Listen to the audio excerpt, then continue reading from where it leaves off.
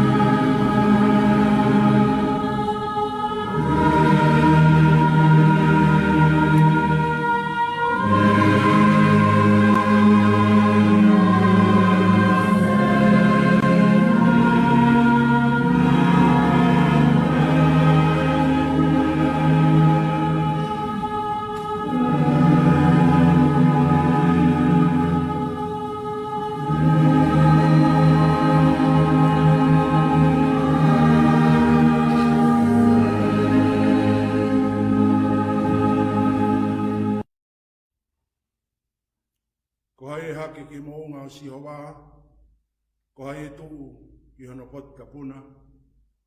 Io, ko ia be nguni mamaa moloto ata. Ko ia, tau whei mo whato mala pe ata foki.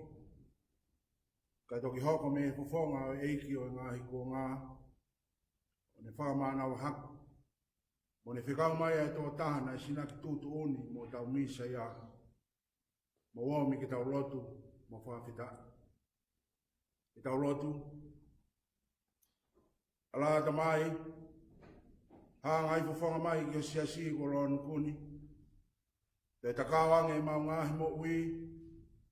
Ko hui ki mau tau, ki lau ki mau tolu, ko kau mui mui o ea Fiona. Te ke mau whakatoa katoa peho mau mala. O tui ki ho kosperi, o mawhai e lotoni, i hua wha sisu klaisi ko alo, ka ko mau mo i hu. Amen. Propula himi e kamata ki tau lotu, mo tau whaftai ki tau otua, i e whiawhini, ono ni mangeau, ono ngafuru mātaha himi. Nima, ono taha, ki tau hiwa.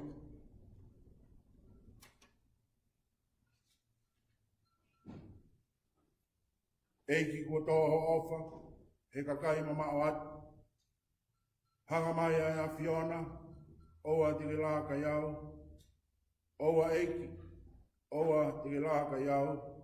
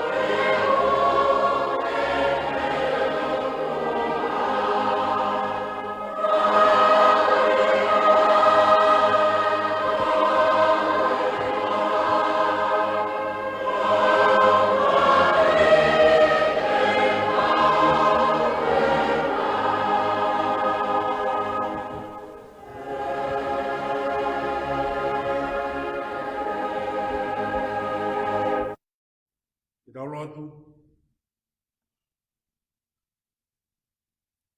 E doa mafi mo oni ai Fiona.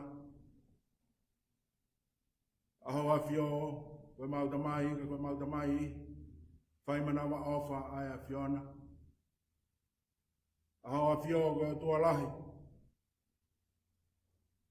Aho a Fio koe tua oni ang whau. O oni, kai maaria e maungahi mo ui e aho anu koa. Koe oni pe ko ia. O kai te kia o mai ai o whatatau ki he mautoa ngā whai. Ka ku kia o mai koe tua oni a Fiona. Ka whiawhia he whakoloa koeni. Kau ngā kau mo ngā himea mo ui he whunga ha mamani mo ha Kristiani. E kei whamoni atu. Ko koe ai taha isi hoa. Ko koe aho maumi saia. Ko koe ai whamo ui o mamani. Tā noa ai whatupu. Na e alu e tangata o mama. Me he a Fiona. Nei kai tukuai ai kumi mai aho a Fio ke te kumautora. talo ai mo i toki ilo e mamani, i funga kolosi, ai ofa lahi ai a Fiona. O tāwa fua hua whāpe mo hua aki ho ngahi tau mua. Maulawe iai ho mautu kunga. Koe kakai whaianga hara ki mautolu ki he ao e a Fiona. Kai ki mautolu mau mo ui pe ho keresi. Mau mo ui pe ho tauhi hao hawa. Paku mau alu pe iho mau ngahi hara. Koe hui, koe anga e pili ho mau loto mo e mau whakaukau. E pauai e mau mo ui ki e mate mo e malaia tai ngata. Koe hui koe mau whai ang hala. Wanga tu he fiat koen. Mo e loto lawea mo ma fes fes. Wa more more atu ki o a fio. Koe hui koe mau ngahi to'o nga kotoa pe, ko tau kovi ki e whina ngalo e a Fiona. E tonu hia bea e a Fiona, ka ke ka fūri aki ki mautoro. E whawhikai ho mau lau maari e. E whai ho mau hinoi, e wholofola e a Fiona. Leo ngai lahi e mau whai ang hala. E leo ngai pau, i he mate mo e malai e tai ngata e mau mo ui. Ko wholofola mai a ho a Fio. I longa ia e whato mara. He de ngahi kovi. Mo ne ngahi ang hala. Pea tui i wholofola mai Cosperia e a Fiona e wha mo ui. E goi angu mau whepūno in. Mo e loto lawea mo ma fes fes. Wa more more atu ki hoa Fio. Tūnga he mau ngahi whai ang hala. E tūnga ho alo ko Sisu Kleis. Koia be o tua. Aho mau mo ui anga. Koe whaunga be ia e taha. E toi lawa i ki mautolu koe whanau ai a Fiona. Mau whato mala. Pea tui ki a Fiona. O tuunga ho alo mo si ona tata. Koe e hatua mau tau tapat. Ki alo off. Tuunga he tata a koe ia. Whamore more mau ngahi tono no umo e mau ngahi anga hala katoa pe. Wawatu me te pāho mau lot. Mau atamai. E whamore more o haere mai ho lau maari e. O ni liu ange e mau ngahi whakaukau. Liu ho mau loto. Ke mau tui ai pe ke poto e a Fiona. Ui ke whai ngofua ke mau tari. Ke whai o whina ngalo he ahon katoa pe e mau ngahi mo ui. E ilo nā whai anga a. Ma hoko ai o tāu ma kakai. Ke lau ke pule anga ho a whio. E ki ma whaftai atu, e whia whakoloa koen. O hiko e tauhi rei, tauhi hao, tauhi maoni oni ko whai, i ho mau aptangani. I lau maari e bea hau eki. Lele e bea hao matāpule. Maro o lau maari e bea hau pani, kau maa ngai whamiri katoa e sesi. Ma whaftai atu ki hoa whio. Leo ngā ka fu taimi whainga ta aeni, pe au whiongo aku. Ai tangi mo i toa, mo i māwai, mo i ngahi of anga. Au whaftai lai o mau lau maari e, ka hui koe ofalahi ai a Fiona. O kei whongwhong aola, ai whunga waka ai siase no lau ti. E leo ngā ku, tōlahi mau kau toka waiwai, kau mahaki ia whakai sino. Kau whaftai o mau lau maari e, he umau kei inasi be he ofa pe moi tauhilere ai a Fiona. Mau whaftai atu ho tauhilere, tai maari ai e ngai whamiri katoa pe o i sesi. Mau whaftai atu ho whahoko e mau ngahi amanak. E toka mai e mau whakaukau ki a honi pe mono whatungia. E whaftai o mau lau maari e, whahoko amanak ai a Fiona. Egi mau whamaro ati o a Fio ke hui ke ngahi tāpua ki katoa pe.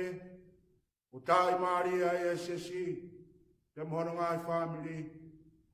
O whamaro atu e ofu pe moi tauhi fungani ai a Fiona. Egi mau hanga atu he whiaf koen. O hapai atu ki o a Fio. Pine i whaifkau ka maahano whare. Fua whatongia au whai. tau e tō ka ngau e a whiana. O kai pūri ha mea me o whafonga. Pāngai whafonga mai ki hopani e ki whakai bia. A whon kresi ane mo ui. O anga te ea sinu mo ui le lei. Ko hi koe tau whatongi au whai me mo e. Toka ngai kina e tō ka ngau e a whiana. E tāpua kina ia ka mai ki whanau. Ka mo e whapai au whai he tere ani. Ka hui koe kōsperi maa mo maa oni hau a whio. Eki mau pai atu. Wakalahi ka maa putu i huo. Ongo se tuata maa lolo. Ka maa ngai whamiri ka toa peo e se si. Hifo lau maari e he whahi tau koen. Whahi tahu. Umau maana tu ai. E te hifo alo kalaisi. E hui e mau hia e funga kolosi. Whai tau e anau merie. Ai tangata mo e whiwhine karistiane. Isa. Whai tau. O e anau merie e kakaina e pau ki he mate mo e malai e tai ngata. Au mau hapai atu. E mau mo ui mo mau ngahi lo tō. Haere mai o lau maari e. O whatoa maari e mau whakau kau. Tāki fu mohono aka ngahi uri me ngahi kōki toka i ho mau loto, moho mau ata mai. Haere mai e a whiona. O whaa o whaare he mau ngahi mo ui. O riwanga ki mau tōru. Ke mau whata mala leo. E tui ki he kōsperi e a whiona. E koe whaunga peri e taha. E mau hawai me mi he hou hau e a whiana kua tū nuku mai. Koe mau whata mala, e tui ki hoko osperi. Koe e atua mau hangat, whai tau mau whanonga ia, whai tau e le ni ti. Haere mai o lau maari e, o mau e wei ho mau loto. Moho mau ata mai, wawe pēa e taimi. Mau wakai ki ho mau mamani, o kuri liwe mea kotoa. Kai ki maulawa ki mautolo wha maa op op. O mea heni tāo me mahino ki he tangata mo e whiwhine karistia ne. Wofi e taimi. Wa taimi ke mau whato mara. E tui ki a whiana, tauhi ho ngai whekau. O kai wa taimi eni o e taktaha whai maana.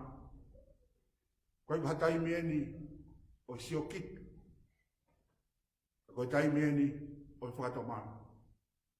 Koe atua au mau hapai atu e mau ngahi mo ui vai vai. Haere mai o lau maari e. Pāo whare he mau ngahi mo ui. Whotu ai ha talo ni me tala ai ho whatongia. Hero na whai wheanga aho ku mau hoku kwa kakai. Whatu upo i fua ki a whiana. Eki whatamira e lotu kai whok mai. Toinga e whatongia o e whiafi koen. E hiwa mo e lotu. O hapai atu, kawai e iwi holau maari e. Amana ki tūtū e whorofola e a whiana, tātā me mea mai vai. Haere mai holau maari e o whorofola i ho whorofola. Ke o maari e ki ho kakai. Heiro nā liriwa i ha whakaukau. Heiro nā whatafoki ai ha loto. E whato mala pia tui ki a whiana. He kuofi e taimi. Haere mai lau maari e ke tataki e ngā wanga koen. Whakakato e mauro tū ki ha tapu katoa pē tāu ke au ki ai. E ki whaki ate mau ngai mou i vai vai. Mea ngā ue aki ki mau tōlu, tapa pē me whina ngālo ki ai. Mauro to kori katoa e ngahi tāpo kini.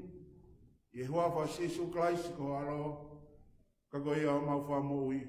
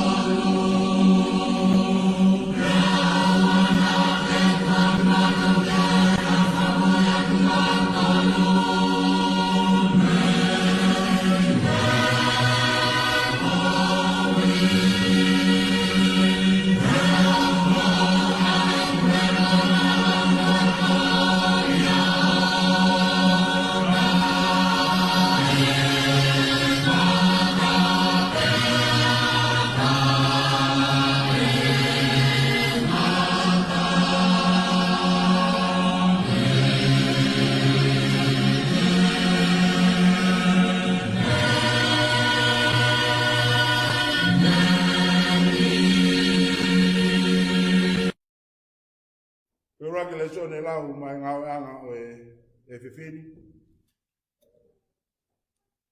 Haia i e toi CNC. Hiwai wahe. Te ukamata lau ke mi hono walu e wesi. O tuku ki hono hongo furu maa fitu. CNC wahe hiwa. Wesi walu ki hongo furu maa fitu. Ai au pehe ni lau a wholofola. Pea wholofola e o tua ki anoa. Pea ki he ne whanau foki o pehe. Wa we ko whapapau ni fuakawa mo kumau tolu. Pea momou hako a mui. Pea moe mea mo ui ko toa pe ui a te kumau tolu. Pe koe manu puna, pe koe manu na lata. Pe koe ngahi whahinga kaiwa o uta ui a te kumau tolu. O whai me he mea kehe na aru me he a ake ki he manu ko toa pe. I mamani. Iyo. Mo whapapau e fuakawa mo kumau tolu. Pe ikai te tuusi. Ai kakana ko toa pe i halo makupai. Pe ikai to iai halo maki. Ke whaka auha ai whanua. Pe wholofola e o tua.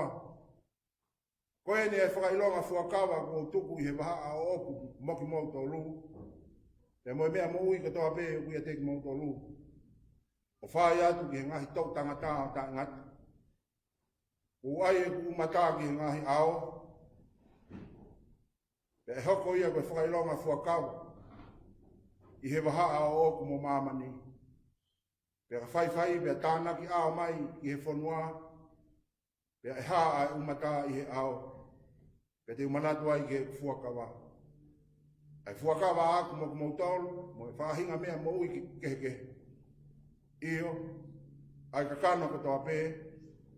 Pe ikai toi hoko ai vai. Koe loo maki. O mau i ai kakano ko toa pe. Pe tu ai umata i he ao. Pe te umamata ki ai mo whakamanatu. I fuakawa ta ngata e o toa mo mea mo ui ko toa pe. Iyo. Ai kakano ko toa pe o kui he whanua. Pe wholofola e o toa ki anoa. Ko e nia e whakailonga e fuakawa. O whotu i a te au mo e kakano ko toa pe o kui he whanua. E koe ngahi whoha o noa na alu. Na alu atu me he a ake. Ko soni. Hami mo se feti. Pea ko hami, ko e tamai a ke nani. Amen.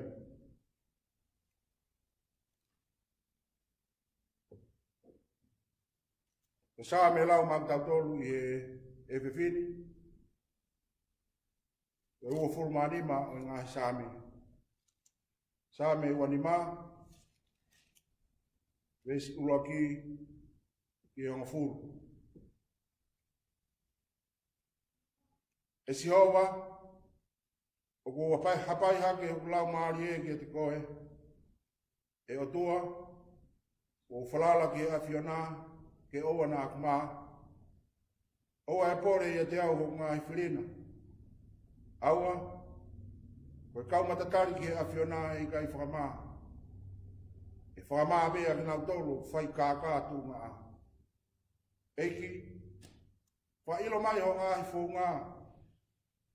Ako ki te au ho ngahi alunga. Ta taki au i ho moni. Pe ako kita. E ko koe ho kotua wha mo uia ngā. Ko koe o amanaki ki ai he aha kotoa. Manatu. Eiki. I ho whaka atu i mo e whai o wha. E talu mei tua i. Ko ngahi hia o e te talawa u. O ngahi ang hala, o e manatua. Ho manatu mai ke tau mo o wha. Koe uhia, eiki, koe lerei o e awhiona. O ku lerei mo anga tonu a Sihova. Koe ai une hulu ai hala ki he kau he. Koe anga vai tene tataki i he mea o kungo fua. Iyo, Ko anga vai te ne ako ki ai hono hala o ona. Ko ngahi hala ko toa pe o e ki, ko e kota ofa mo e mo oni. Kia teki nau tolu tauhi e ni fuaka wā, mo e ni ngahi wha mo oni. Amen.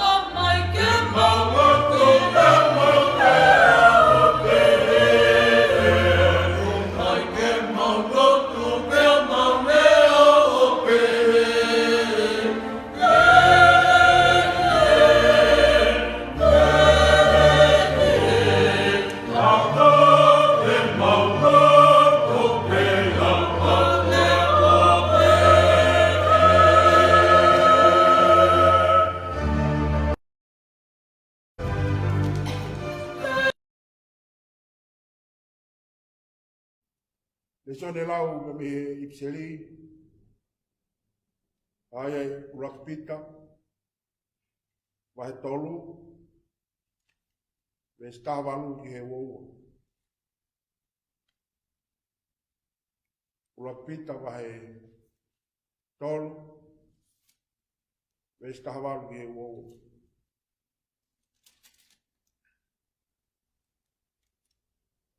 Ai o behe no wharea.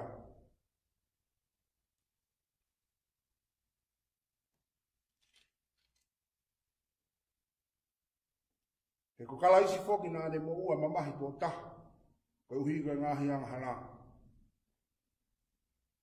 Koe anga tonu, ma ai tae anga tonu. Koe uhi ke ne whakaawhiofi a ki nau tōlu ki he o tua. E nei tāmate i hono anga kakano, e nei whamu i hake i hono anga lau maari e.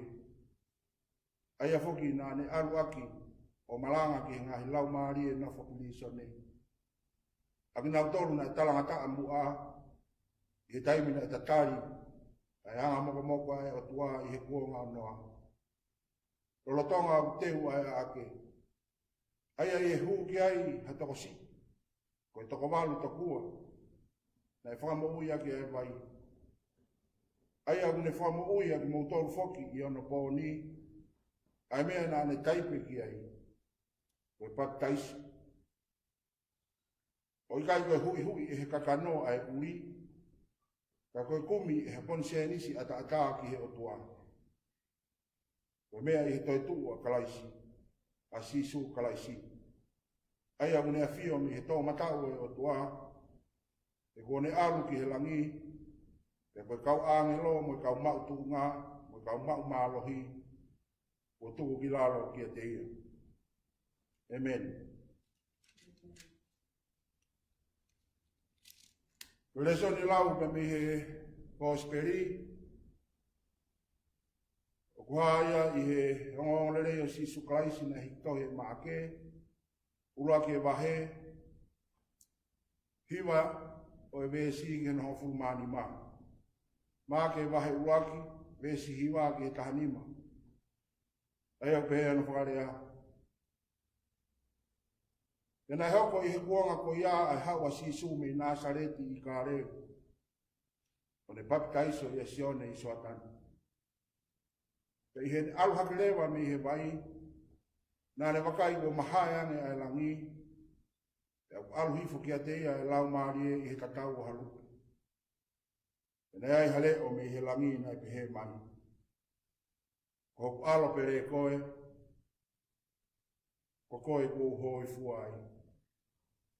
Te whakapuna lewa e he lau maarie ki he toa wha. Te nāne i he toa wha o aha whaanga furu.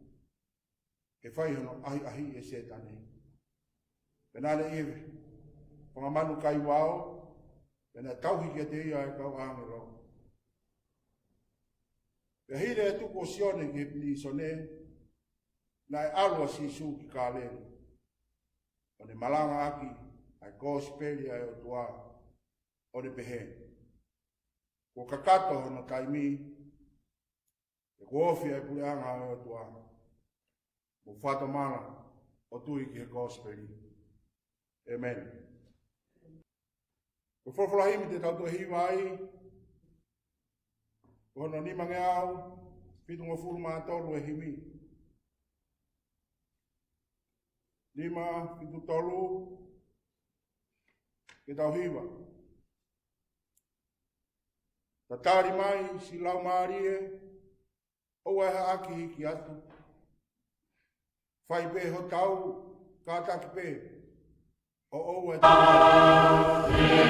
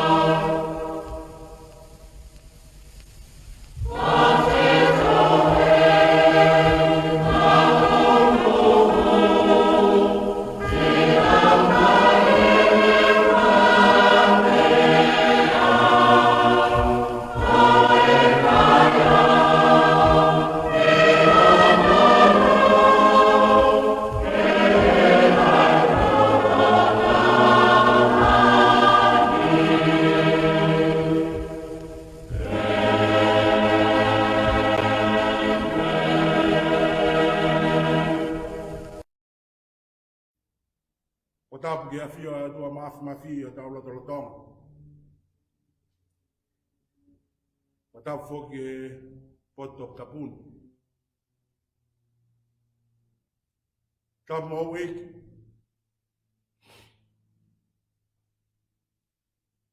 O tapu atu ki a wakalaha. O tui hua moha ma tapuri. O tapu ke whine ik whai whakau. Toa ke tā kare sita ulu awe tui fu.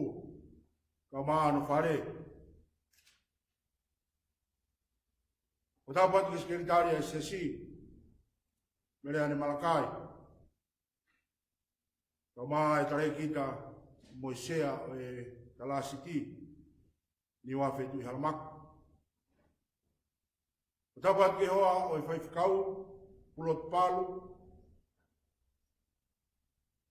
Pea e whatapu atu ki o se to ata maalolo.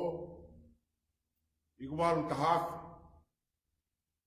Pea ki atu i pulotu tu holo aki ka maa o mongo whamiri.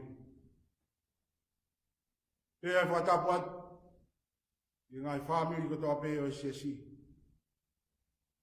Tala wau me mo e whine mui. O au sia e tau whanau. Tuke au at mua e whatapu. E te motor ko tape e ulau ke mea mai i he ope. I e whakahoha malanga o e whiwhini. Talangata mua i a te au o whai ki tu atu. Ka tā moku. Ai whainga maari e koeni. E puke ni mahi au lau ke tāpu aku mawaha. Kei kau hono malanga, ai o ngongole rei ho tau eiko sisu kalaisi. Kore whakamore more atu ka anga whewhea e tō whatongia e whiwhini. Kore ke hufanga e kolosi o kei wiringi a. Koe wes malanga ko loto ke whai mea i ha tau poupou nou i he whiwhini. Uhape ia le sonna e lau. O ngongole rei o sisu klais. Nei whai e maake. Ulake wahe. Hau fulmani ma o e si. O wea ngā hea koe ni. Ko kakata hono taimi. Pe kuofi ai pureanga o tua. Mo whato mara. O tui ke kosperi. Ko kakata hono taimi. Pe kuofi e pureanga o tua. Mo whato mara o tui ki he kosperi. Ko ka venga malanga ko whaamu e whamaunga ki ai haki whahohaa he whiwhini. O wharea o pehe. Whato mara reba. Kage mo ui. Whato mara reba. Kage mo ui. Ko tau si tua mai eni pe me he kamatanga o ere ni ti. Pe mo e pule lulu whakai fuefu. Pe ko hono ula ki sāpate eni. O ki loa whoki a ere ni ti ko e whaahita o e whailau. Pe ngā we aki ia. Ai whakaukau ko ia e he tui whakaristia ne. Ko whaahita o e whakamamaha. Whaahita o e whakafuou. Pe mo e whakatua me li. Ai au kamata ia pe me he pule lulu whakai fuefu. Lau me ai a whaanga fulu. Ki mua ia pe hoko mai a sāpa te pā me. E toki hoko mai ai ui ke tapu. Tanoa o e whiwhini. Tanoa ia o mahene a pitu pe mo kumautoro. Tu pe mua ke toi whamanatu atu. Pe mo whamanua e koloa ko tai maaria i mohu whamiri he whiwhini. Tanoa o e whiwhini. O whakatoa toa pe laka maake. Koe wi he kai te kamata aki a hane talanoa ki he alo i o sisu. Pe ko hataimi o ene tupu hake. Kau kamata aki pe ia ene ki talateu nou. Pe hoko atu a maake ia ki hono whakahupiri isone o sione papitai so. Kai hoko i malanga sisu. Ko maake he whiwhini. O kune kamata aki hafo i whetongi tu unga. Mihi ngau e koina e kamata i sione pe mi he loto toa wha. Pe motua Jerusalema. Ke hoko atu ia e sisu ki loto Jerusalem. Kia maake. O whanau nou ia e fo i whetongini. Aki ene whakarea o pehe. Pe hiri hono tuku o sione ki he pirisone. Na e alo a sisu. O kuhange ia ka inga. hano tāpuni ai matapā ki a sione papikaisa. Kai taimi tatau hono whakawa ai matapā ki a sisu kalaisi. Nana whatau whakamama whai pēa e whakaukau e whatau mala o anga peheni. Ko sione, ko whatau mala, ko whaunga totonu taha ia. Ki he teu, ke hoko mai ai misa ia. Ke koe whaunga totonu taha ia ki he tangata mo e whewhine. Ke whai agi ene teu ke hoko mai ai misa ia. Pe kia sisu, koe whātua mala, he kuofi ai pureanga ai o tua. Koe ia koe uhi koe whātua mahu inga make. Pea molaka whātua to'o ai o kawe inga malangani, ia sisu he talano ani. Koe ia nai to'o ai pe mihono fufunga, ai tau wes malanga ai whiwhin. Ko kakata no taimi. Pe kuofi ai pureanga o tua. Mo whātua mala, o tu iki he kōsperi. Ko hiri atu eni hano whahu bilisone o sione papitai so. Pe ko hoko atu ai pēa sisu ki kāreri. Whai ngā au ena e hoko mai ai ke malanga e kōsperi ai o tua. Pe ko ene kaweinga malanga. Ko kakata hono taimi.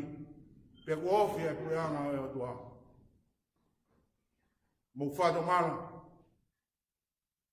O tu iki he kōsperi. O kia i hawa whamamafa e ua i he uki ko whai e sisu i he taranoa e whiwhini. Uruaki, ko kakata hono taimi. O kune whakahaa hene e mahu inga makehe ka inga.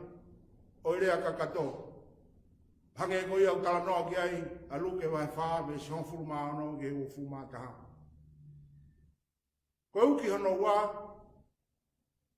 ko ofi e pureanga o tua.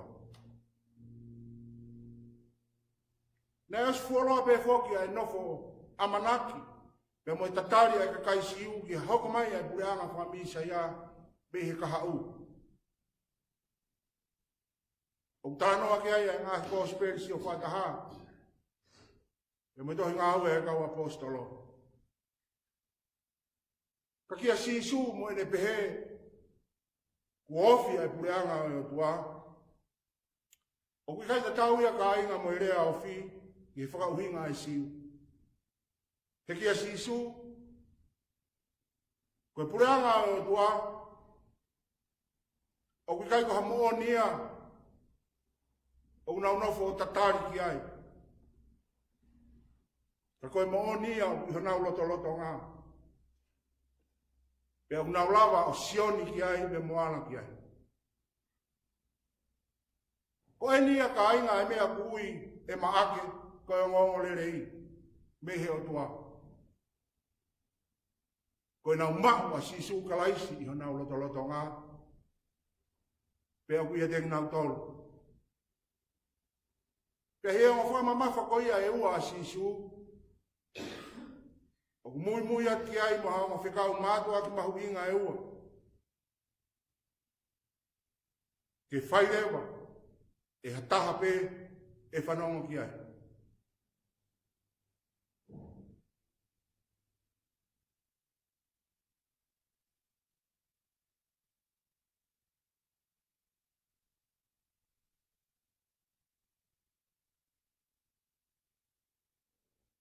O mui ati ai moha o whekau mātua ki mahu inga e ua sisu.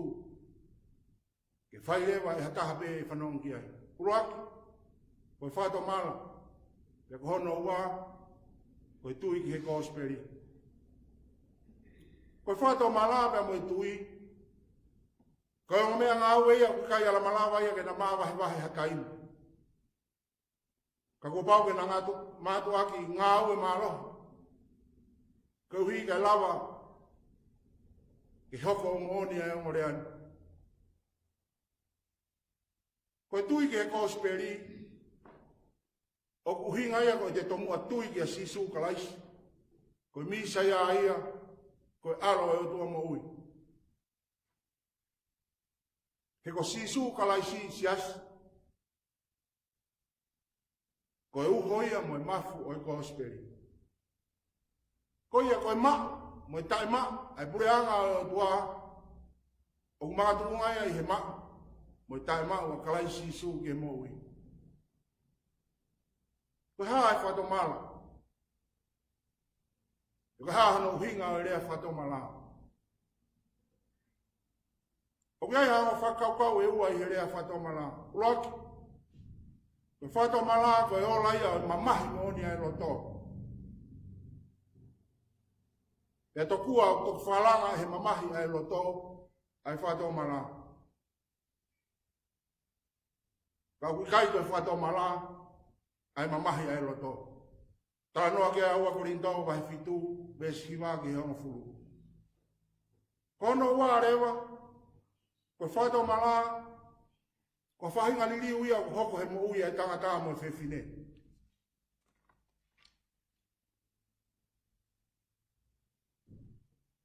O tau whakaukau ka inga, ko whato mala, ae ko hoko, ia mo uia hataha.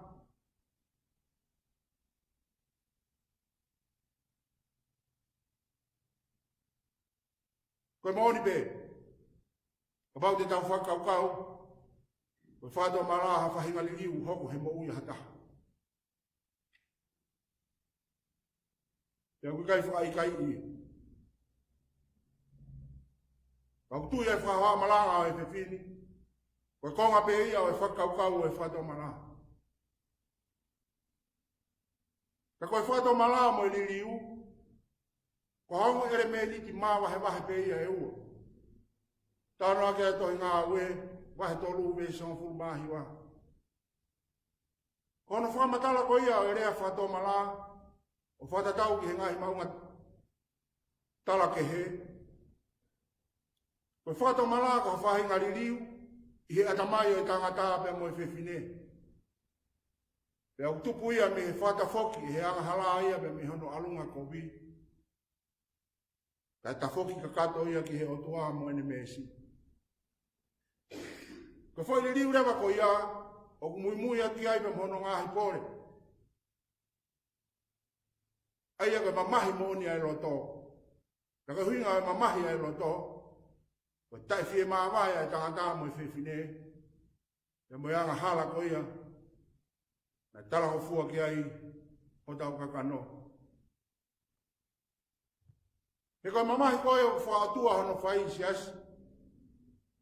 O kune langa i ha whaatua mala ku iku ki he whaama ui. Aia e kai ala tala ki tua ai hata. He koe mamahi koe o whae mamani. Tala noa kia ua korinto kahi fitu besi hong fulu. Koe whahinga mamahi au whaatu pumatu. Pea ka hili lewa ai mamahi koe ia.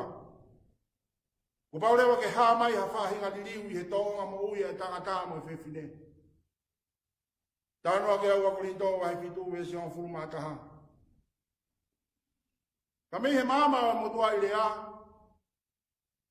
koe whato mala, o kutuhuia ke ha whahinga liriu, o hoko i whakaukau e tangata mo e whewhine. Siasio ei, o kai hafu tokanga mai ai o tua ia ki hariliu. O ku haatu pe mehe tau to o ngā mo ui. Ka ku mātua ki tokanga mai ai o tua. Pe mātua ki tō e ne wha mama wha. I he mea koe toka ki ai ho whakaukau. Pe mo e ku whakaukau. Paula pe e ani mea whaike hei.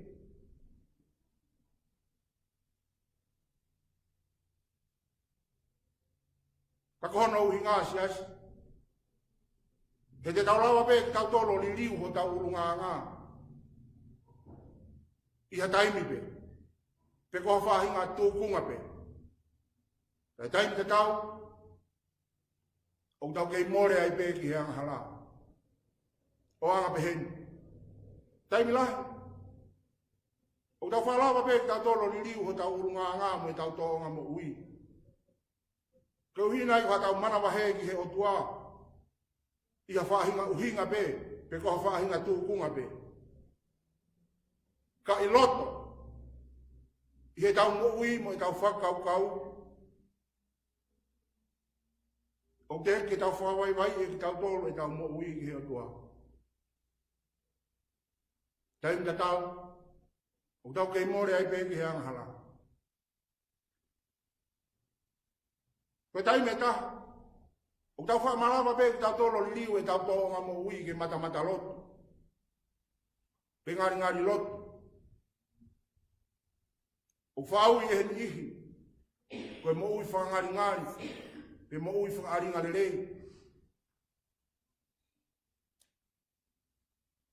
Pe whalau e hen ihi, koe mo ui marua loi toku.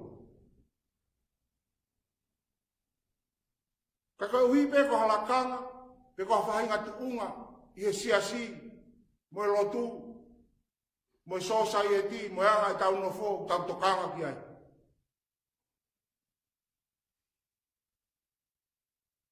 Taimi ta tau e kaunga Kristiane.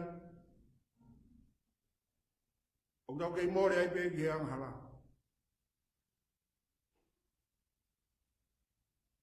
Tau tui ke palapare malahi aku hoko hei tau no fo. Wa family.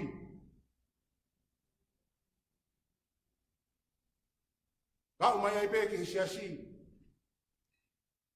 Mau anga ia o ngā siasi. Pau tau tui ka palapare mai aku hoko. He society tau nofo ai pe mo i pure anga. Ta tau pe a tonga. Pe mo Amerikani. Koe mea koe mo ui whangari ngāi. He tau lawa pe tau tolo li liu e tau. Tonga mo ui mo i tau uru ngā. Koe uhi ko hamea o tau tokanga ki ai. Siasi koe uhinga o rea whato malanga. I he whakauha malanga e whiwhiri. Ko whaamu mai e ko si sukalai si. Ke liriu mua hau whakaukau. Liriu mua e whakaukau. He koe uhinga ia e pehe e si su. Whato mala o tui ki he kosperi. He koe haa e kosperi. Koe kosperi si asi. Koe ongo o le reia ma koe. Pea moao. Aki taua, na e pau ki he mate mo e malaia tai ngata. Ka koe ni wo tuku mai e he o tuahono alo. Kene whakahawhi ki tau tolu me he wanu e mate tai ngata. Kei kai koe ia pēka ko toi whakata mai, ia moe mo ui tai ngata ke tau inasi ai. Kainga, ko laka haki he tau ia e wafu. Ai pe kia si sukalaisi, he funga kolosi. Kau hui ki whamau i ki tau toro.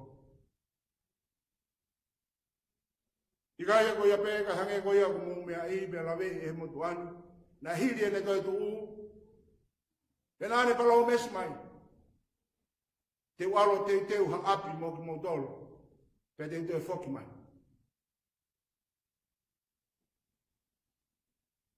Te kohono uhinga ia. E kai ngā kei tuai ai e ni toi haere mai. He kune kei tuunu. O tuhu ki hono ngahi matakafo. Koe hui he tui e whakauha malanga e pepini. Koe tua whiha maro ene mai e angelo e whakauha. Ke whakauha e mamani. Tanga hala iani. Ka kune kei tuuni, koe toloi ai taimi. Kai omi hau whainga maari. Pe omi haku whainga maari. Ke tau whee mo whata mara. Te ku ofi ai taimi. Kai ngā koe whorafora koe a tua he whewhini ke tau whata mara. Koe ne whenga ia ke o whongi. E tau ngahi mo ui. Ko ne whenga ia ke whakaaho tau mata. Ke tau āsia. Ko si ane whenga ia ke mahino ki he tau whakaukau. Ko e anga hala, ko ia ha tau paraparema mo e otua. O kai mo hatoi mea kehe ia he maamani mo i tau no fo, mo i tau mo ui, te tau paraparema i mo e otua. Ko ui he nei osi, whakatoka e ia e mea katoa pē ke mau pia tonu pasik, pia mau lutu. Ko tau paraparema mo e otua taha pē ko tau whaiang hala.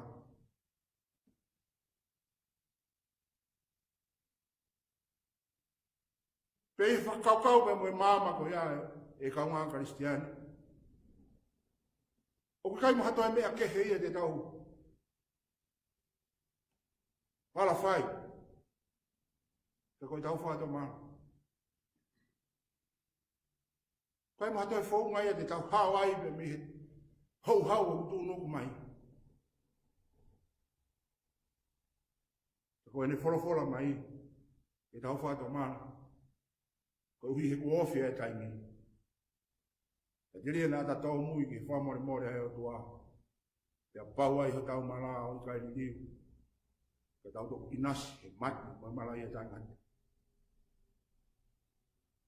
Siase eik. Ko anga alo o whao o fua ia o heo tua. Ko hui he uni os whakaha mai. Ai mea koe ki ta whai. O kai ke fufu. O une eus whakaha tonu mai ai mea koe te tau whai. Ke lolo wai ai hau e o toa. Ko si ene whakamu ia ke liu mua e tau whakaukau. O tau tuina e hoko mai a Sisu Christ. O tau whamaa he whunga kolosi. Ko ene whetongi ia ho tau tea. Ko ene toko ia e tau ngahi anga hala o ne whakalawi ke te i. Tala noa ke ai e puna ke ta. Iyo, hena e pau hataha ke pekia. Ai lao pe koa. Kai to'o e Sisu e kuhia. O mate pe maak. Kai nga koe whikau e ofa mo i mesi ai o tua. Ai o tua koe une mawhai ke liliu. Whakau furi ho tau loto mo i tau whakaukau. Ke hui ke tau whakaukau ke o tua i ha halafu o. Te ko halafu o ko ia taha maa tepe. Koe pau ke tau mau a Sisu Kalaisi ki he tau mo ui. Kai fōu i he whātua mana, pia tui ki he kōsperi. Ke ia Sisu Kalaisi ka inga. O tau mau kakatoa i e tau tatonu. Mo i tau pāsi ki he mou i taingata. Ko ia koe lorotonga koe whahitau o e ti beni. Nā tau whamanatu ai, ai fuafua taimi. Na hoko mai a Sisu Kalaisi ki whamou i e mamani anga halang tau i ai. Kei he rotoa koe ni tau whronga ia e whahitau o le ni ti. Tau whamanatua ia e te uhoko mai a Sisu Kalaisi. Kene omi ai mo uitai ngata. Iha mamani fu ou.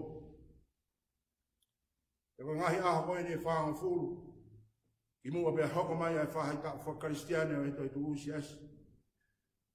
Koe ngahi aha ia ku whotu wat. I tau whamama umu. Te mo whaka urunganga i ki tau tolu. Ki tau hoa pe mo i whikau a Sisu Kalaisi. Ki tau whata mana pe tui ki he kōsperi. Lorotonga tau nofo tatari ki ngahi aha ko ia. O tau kei whanongoa mau pe. Ai ngahi wholofola hatau i ko Sisu Kalaisi. Mo whata mana pe tui ki he kōsperi. Ko ia ka inga, whata mana lewa, kake mo ui. Amen. Wholofola himi te tau himi tuku ai, ono nge au honga fulu e himi. Ono tahanoa, ke tau hiwa. Oi, ke tara hoku monu, o te mau ai whanau i whaou. Hoko ai māmaa ki he pouri, hiki ai mate ki he mo ui. Hoko monu e kukoloa, e te ongo i he taimi kotoa. Whamooni, whapapau, whare ai eiki i te au.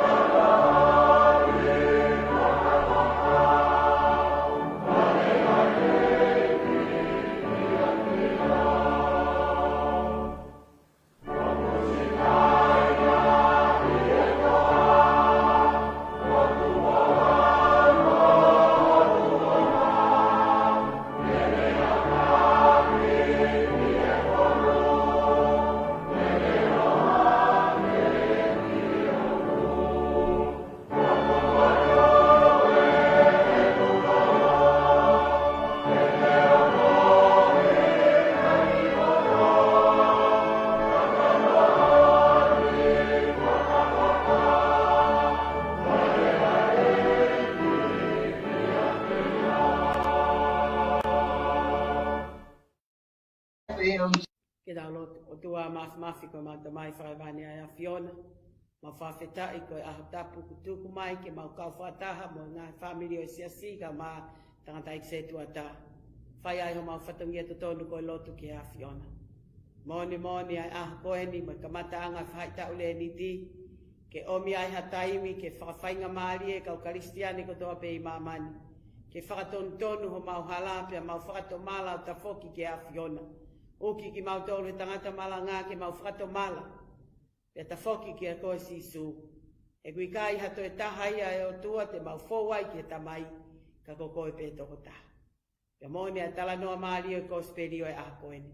Nā ke iku nai ai ahi ai te bolo. E na e whonu ho ai anga me a.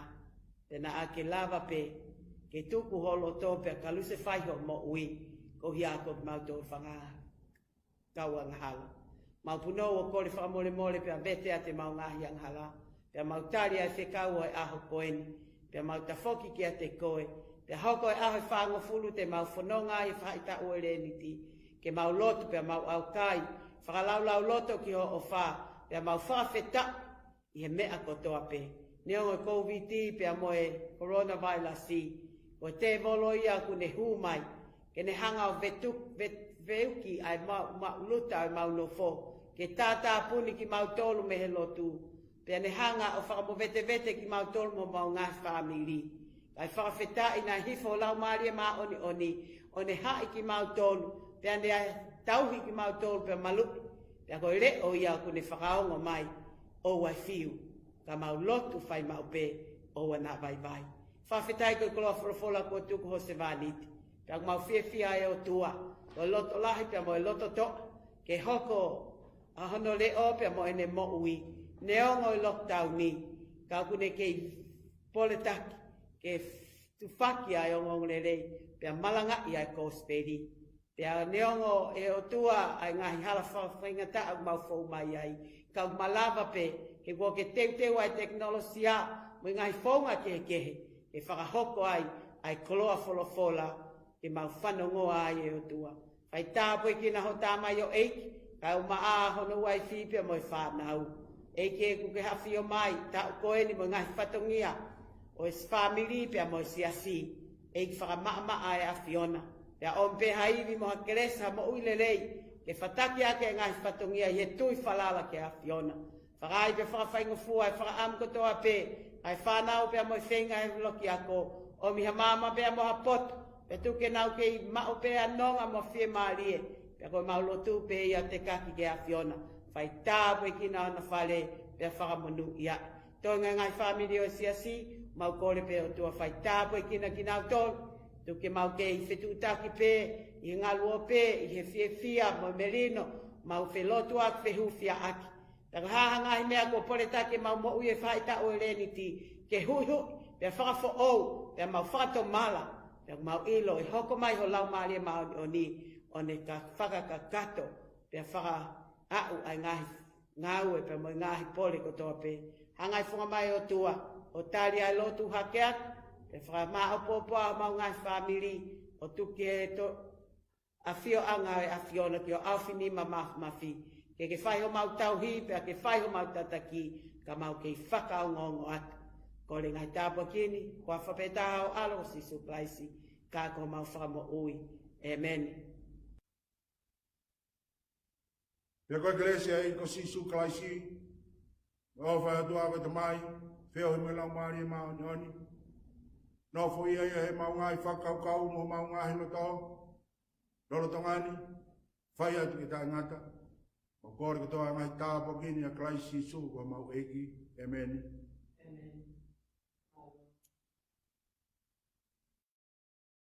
Tai ke o tua, ko e tāpuaki ai malanga a koeni, tau kau whataha i he tari o e wholofola, pe mo ni whekau whahoko mai he ne se vaniti. Whamalo heni ke tangata ik se tuata. Ko hia ko e loto lahi, pe mo e pole, ke whakahoko ai malanga i sapate ulaki o le niti. Neongo ko wholoa, a e tau mawai, te ik whahoko ai malanga, me mahina ni e tahataha, ka ia haoni mau fia, whanongo ki o le o, ke i whapapau i pe ai mo ui, whakahoko ai whatongia, ko i malanga i o kōsperi. Pea ku toi lahi atu hono whaunga, pea toi au atu hole o i kai ngata pe he siasi, ka wau at ke tapa ko toa pe o i kolope, pea ko tui ko tāpu a kia ki tau tolu, pea pe he ki tangata i kse tua tā whamalo lahi atu, ke o hia ko e teu, pea mo i koloa, tuku tāpu a ki mai siasi. Pea pe he pea tala monu, ke te koe mo waifi, ka o mai whanau, ke kei whai tāpu i kina e o tua o whare, pea whakamonu ia. Pehe ke tokon se tuata, pehe ke hau se tuata malolo, ngai famili o siasi, whakamalo lahi atu, o hia ko tau kau whata e malanga o a koen, peha whatawang pe ke hoko mai a tua mafi ke ne tataki ki mautolu, i kamata anga i whai tau le ni ti. Peha manatui ko aho i whanoa, kamata ia me he pulelulu whaifuefu, e tau whanonga ai, peha whaampe ke whai haupore, ki he mo ui he aha whangu fulu koe ni, ke tau toi ofi ai ki he o tua, whai ai e tau lotu, whai ai mo tau ngā ue, mo tau tui whalala pe, o kui kai ke tau li e kina, o kui heni pe ke whai ho tau hi. Tau whiawhia pe foksias, tau ke i hao pe, i kai ha a whatu tāmaki, pe kai ha tahai puke, ka koia, o whalahi atu, malo ho maulotu, malo e tui o tua, toi hoko whai tau le ni tiko ni, tau toi hoko pe tau lau e wholofola, lotu lilo, pia moi au kai foki. Ka pau te ke lawa au kai ki kamata ia e whai tau le ni ti. Kau au pito ia ki whakamo uilele i o sino, pia kau ia ki he nehanga o toko ni i koe i he mo ui, pia moi whanonga tau whai. O whai ke whanau ako, malo ai whai o e ako, pia moi ngahi whatongia ko toa pe. I he weekendi tau whanonga toa pe, sapate ka hau, malanga ki ai ko se toa ta malolo, pia ko tau whaunga pe, whahoka pe taimi taha, pe tau pehe ai pe mo whakatu amerie, pe ai pe a taimi, e vawe mai ke tau toi whailoa ki saione. Kai whawheta i he ui ai pe, ai ngai whaunga e eiki, ke ne hanga whetu utaki ai ki tau tolu.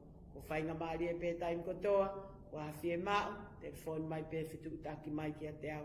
Whamalo lahi o maulotu, sai pe moi whanau me aptai tai aknea, pe a malo au pito, ai lava e tau maunga ke resio e aho koen, pe moi o whalahi atu.